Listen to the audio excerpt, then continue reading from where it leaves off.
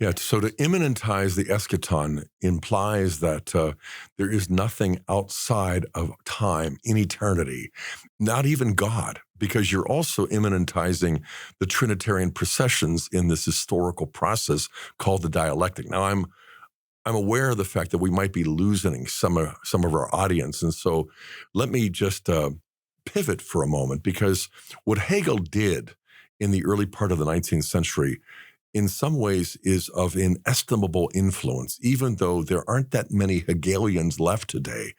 But the reason why, I suspect from your book, is that this dialectical idealism, which shows us that the absolute spirit, is realizing itself in time through conflict. And, it was a very idealistic sense, not in the versus pessimism, but the idea of absolute spirit. Well, Marx was a Hegelian. He hijacked the dialectic, but pivoted from idealism and absolute spirit to materialism, where the physical is the only thing that is real, and that material progress is reducible to economic and political philosophy, as it were. And so this really, I believe you show convincingly, and others too, that if Marx hadn't adopted the dialectic and weaponized this in terms of class struggle, class conflict, we're not really sure what would have happened to Hegel's idealism, because not many people were into how absolute spirit actualizes itself through historical process. But suddenly it's taken up by Marx and Engels and others. What happens next? Yeah, no, that's a great summation of it. And I think that he really brought it into something far more concrete. It seems sort of too esoteric with Hegel, maybe. Right. So what happened next was Marx promised that the revolution was inevitable. And he interestingly identified two main obstacles to revolution, which was the faith and the family.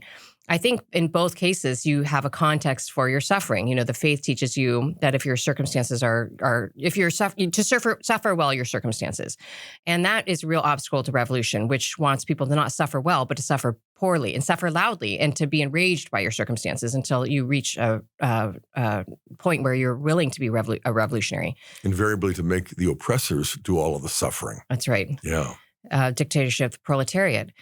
So Marx believed this was inevitable, that the proletariat would rise up, there'd be a revolution, and you'd be advancing the communist cause. Well, it didn't happen, and there was a group of German Marxists in Frankfurt, Germany, who formed an institute called the Institute for Social Research in 1933, and then were welcomed to sort of matriculate adjacent to Columbia University in 1935. This is called the Frankfurt Schools, as they became known as. And really, the Frankfurt School was made up of neo-Marxists and also neo-Freudians. And that brought this convergence of this, I think, what really laid the groundwork for the woke movement, which was identifying our oppressors in groups outside of ourselves, but also in the oppression of the moral law, that we repress ourselves. So we can get into that more in a bit. But so what they did is they realized, okay, they were formed to analyze why did the proletariat not revolt? What happened?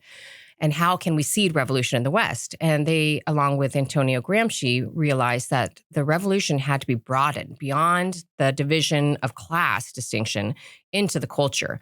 That really Western culture is enormously buffers itself against revolution by having a whole host of ideas that are anathema to revolution. We have a respect for parents, respect for fatherhood, rule of law, order. We believe in order in society.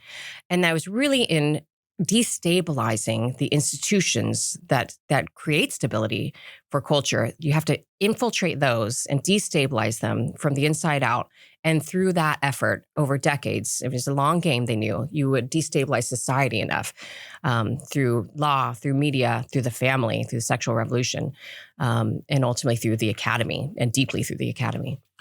Yeah, this idea of the Frankfurt School, I suspect most people aren't aware of, or at least not nearly as many people as we would need to be.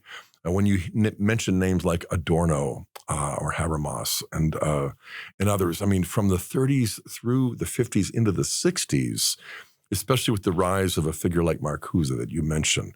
And again, it's not just neo-Marxian. It really is neo-Freudian.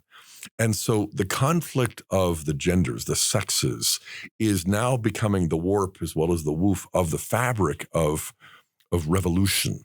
And it's really nothing less than a revolutionary ideology. Now, you mentioned early on some things that I really like. You know, for us as Christians, for us as Catholics, the idea of the word, the logos, is so important because that's how creation came into existence out of nothing by the power of the word. And the word is not just um, the word is not just a power. We discover, of course, that it's a person when the word becomes flesh to dwell among us. But the logic of the logos is a love, and it is also justice. And so words have power. But what you show is how the devil uses words to weaponize them in order to subvert the truth and to wound us and to make us more aware of how wounded we are. So that in the name of justice and compassion, words instead of creating out of nothing, words instead of constructing things of beauty, words become weapons, and they also become something that unleashes a destructive force. And so while we can talk about Hegel, we can talk about Marx, we can talk about Freud, we can talk about the Frankfurt School in Germany migrating to Columbia in New York City.